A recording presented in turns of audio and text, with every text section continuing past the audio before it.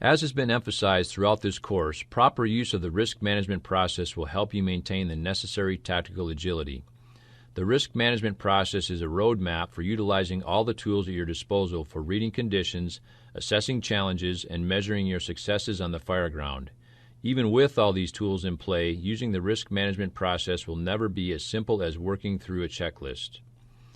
In the following videos, retired Assistant Chief Scott Jones uses the risk management process to analyze a structure, demonstrating how the risk management process brings the standard firefighting orders, watch-out situations, and other conceptual tools to bear on a particular tactical situation. The first step of the risk management process is situation awareness. In structure defense activities, you need to pay attention to conditions that will impact fire behavior. This will enable you to more accurately forecast what the fire might do, especially when conditions begin to change. All right, so as you approach the structure, remember, you've been given your assignment. As you're pulling up, take a look around you. Look up, look down, look all the way around at the features, the terrain, the fuel condition, how the fire might be behaving if it's nearby. Gather as much information as you can before we go into the structure, because once you get in there, sometimes your field of view will be limited. If you look behind us here, you can see a lot of, you see the terrain first off. You can see a lot of very dead-looking fuel. There's also a chimney below us. Those are the things that you want to take in consideration before you get in there. If at all possible, come out here and take a look. Take a look at the fuel. Is it dry? Is it green? Is it dead? Is it alive? All those things are going to contribute to the fire behavior. And remember, the fire behavior is what will ultimately determine whether you can stay here safely or not. All right, so now we're going to defend the structure here behind us.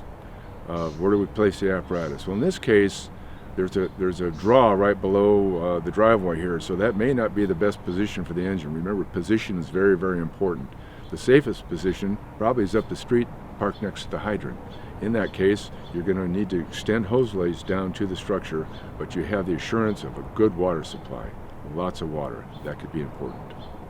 You may be tempted to park the apparatus right here because the driveway's here. But keep in mind the terrain features that are below us that could impact the apparatus with fire. So let's see how the structure looks now. Let's go on up here and take a look. Next is hazard assessment. So now you've been given this structure to defend. What do you do next? You're still part of it, making that situation awareness and hazard assessment as you come in. Haven't made a hard decision about whether you're going to stay or going to go, but one of the first things you start with is you take a look around and are there any temporary refuge areas available? If there isn't a temporary refuge area to shelter your crew in the event of a flare-up of the fire, the decision's been made. But I see one behind us here. This area behind me looks like it has a lot of place that the guys could get on the ground, use the structure as a shield from the fire. So we're starting off at a good step here. While we're here, let's take a moment and review the temporary refuge area and what it's for. What's it supposed to do for us? What does it look like? The idea of the temporary refuge area is just to give you a place to duck and take cover. It's a foxhole. It's for momentary relief in case the fire flares up beyond what you thought it was going to do. What's the requirement of that? Well, it should be non-combustible. And let's take a look at a few areas that we have right around here. We're on concrete. We have a concrete wall, block wall over here to the side. We have a garage that we can back up under and get away from the fire as it comes up over the other side of the house and take cover, get down low. We can move around the corner if we have to and crawl into this area here where we're going to be protected by the wall, a wall here, and a ceiling above us. Know where those areas are and make sure that the crew not only knows where they are but walks into them. Make them familiar with it so when the smoke's down on the ground, they remember where that site is. Now that we're in our hazard assessment phase at the structure, we're still developing situational awareness. Some of the early steps that we take as we've identified that we have temporary refuge areas, we need to prepare our position for a viable defense.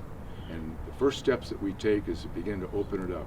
Make room for our people to be able to move about freely. Remember, we may be operating in the dark. We may be operating in very dense smoke conditions where visibility is poor. You have to have your structure set up just like you do at home. You can walk through your house at night, you know where everything is. The same has to happen here. Walk your people through it, open everything up, move the chairs, move anything that might be an obstacle in their way, and prepare it for battle. Now we're going to have to take a look in the backyard. We're going to have to look over the hill to see what potential terrain and fuel hazards we face. But as we do that, as we move about, we need to look for those hazards that we just talked about around here, about our ability to move about freely on our defense position, starting with a gate. Gates are intended to do what? Keep things inside, trap things in place. We need to eliminate that hazard.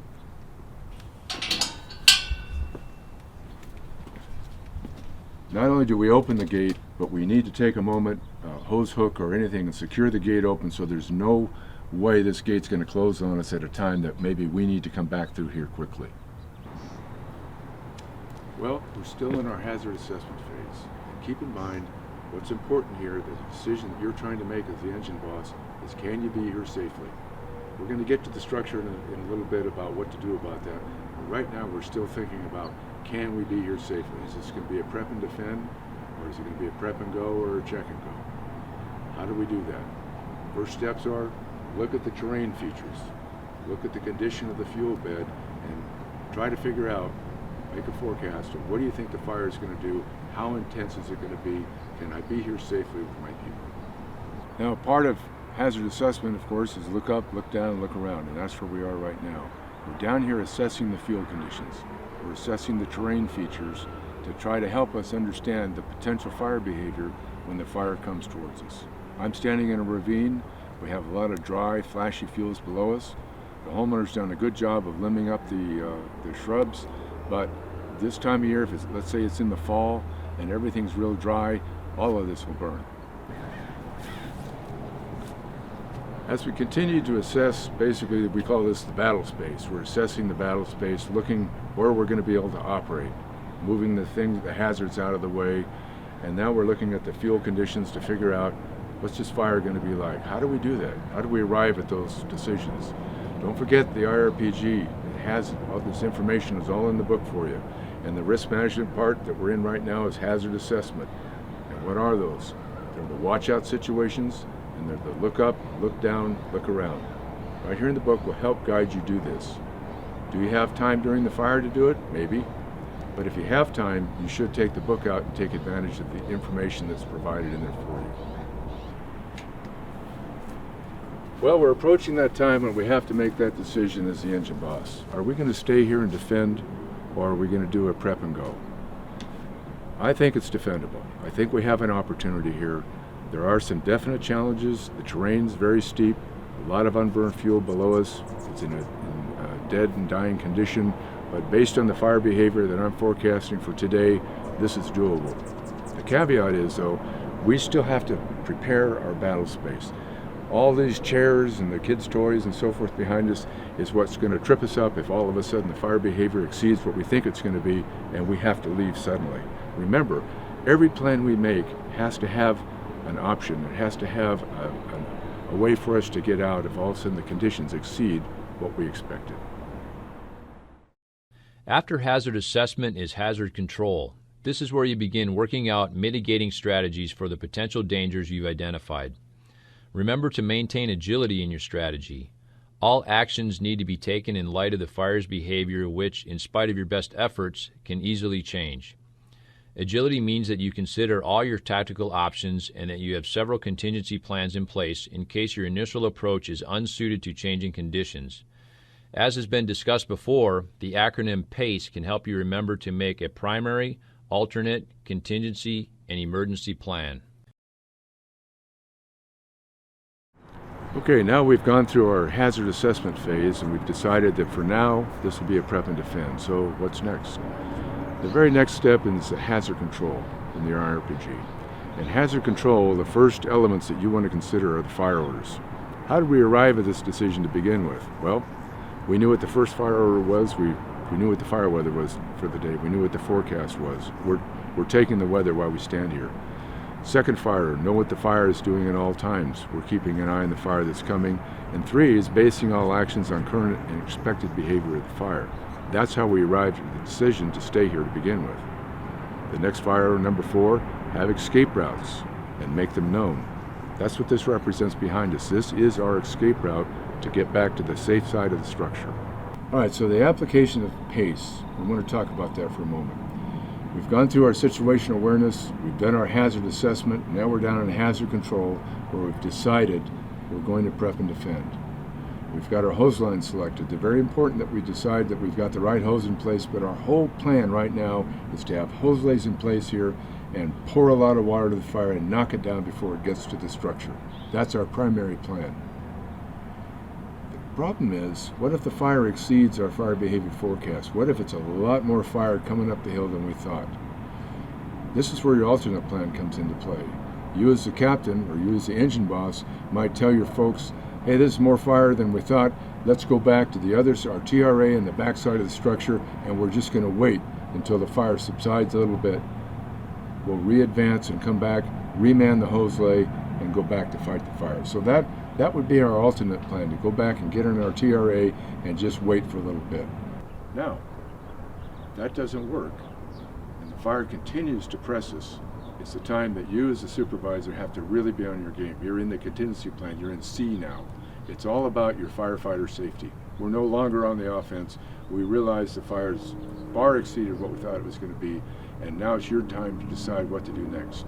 You're in a temporary refuge area, which means you always need to have another move planned out, and it may be into the structure. You may take refuge inside the structure, but you are now taking refuge. You are now protecting your people. You get inside the structure and it begins to burn. You realize we can't stay here. You come back out and say down the driveway and up to the engine. That would be your contingency plan. Regroup at the engine and decide what to do next. But let's say that you come back out of the structure, head down the driveway to hit the escape route to the engine, and the fire's laying over the driveway. We have just hit the E part of PACE. It's all about your firefighter survival, and you are immediately on the ground and deploying your shelters. That's why picking the TRA when you first get here is so vital, that if you completely miss the fire behavior, which can happen easily, at least you have a place to make sure your people survive. Decision point is the time to implement your plans. The key is that you have worked through the other stages of the risk management process in preparation for your decisions. Let's take a moment and just review where we are in the process. When we first arrived, we did our situational awareness, and we walked around the structure and done our hazard assessment.